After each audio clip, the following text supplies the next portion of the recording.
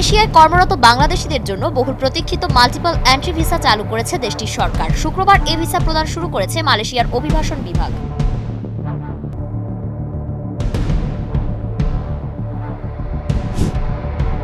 কানাডার প্রধানমন্ত্রী mark Carney জানিয়েছেন, এবছর ন্যাটোর জিডিপির 2% প্রতিরক্ষা ব্যয়ের লক্ষ্যে অর্জন নিশ্চিত করতে তার সরকার $1 বিলিয়ন ব্যয় করবে।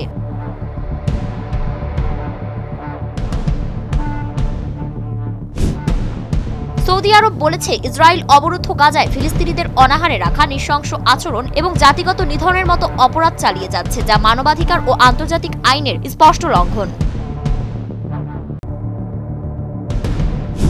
বিশ্বের শীর্ষ ইউরেনিয়াম উৎপাদনকারী দেশ কাজাখস্তানে প্রথম পারমাণবিক বিদ্যুৎ কেন্দ্র নির্মাণের কাজ শুরু করেছে রাশিয়া। মধ্য এশিয়ার এই দেশে প্রভাব বিস্তারে প্রতিযোগিতা করছে মস্কো, বেইজিং ও ইউরোপ।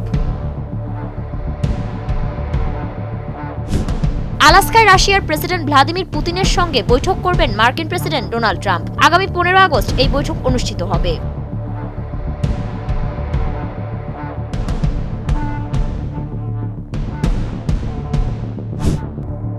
জম্মু ও কাশ্মীরের কুলগাম জেলায় সন্ত্রাসীদের সঙ্গে সংঘর্ষে ভারতীয় সেনাবাহিনীর 2 সদস্য নিহত হয়েছেন। সন্ত্রাসীরা ঘন বনাঞ্চলে সুসংগঠিতভাবে অবস্থান নেওয়ায় অভিযান দীর্ঘায়িত হচ্ছে। যুক্তরাষ্ট্রের বড় খুচরা বিক্রেতারা ভারতের রপ্তানিকারকদের অর্ডার স্থগিত করেছে বলে জানা গেছে। সম্প্রতি মার্কিন প্রেসিডেন্ট ডোনাল্ড ট্রাম্প ভারতীয় পণ্যের উপর শুল্ক 50% উন্নীত করার ঘোষণা দেওয়ার পর এ পদক্ষেপ নেওয়া হয়। ইউক্রেনের প্রেসিডেন্ট ভ্লাদিমির জেলেনস্কি বলেছেন, ভূখণ্ড বিষয়ে সংবিধান লঙ্ঘন করতে পারে না ইউক্রেন এবং কিভ তার ভূমি দখলদারদের দেবে না।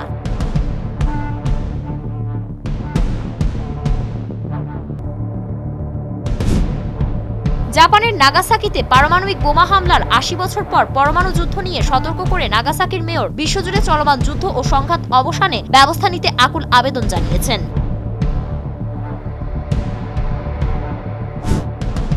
ট্রাম্পের শুল্কের মাধ্যমে ভারতের অন্তত এই শিক্ষা হলো, উষ্ণ আলিঙ্গন নয়, নীতি চলে স্বার্থের হিসাবে। আর ট্রাম্পের কাছে ব্যক্তিগত সম্পর্ক নয়, চুক্তির নন্দন্তই বড় বিষয়।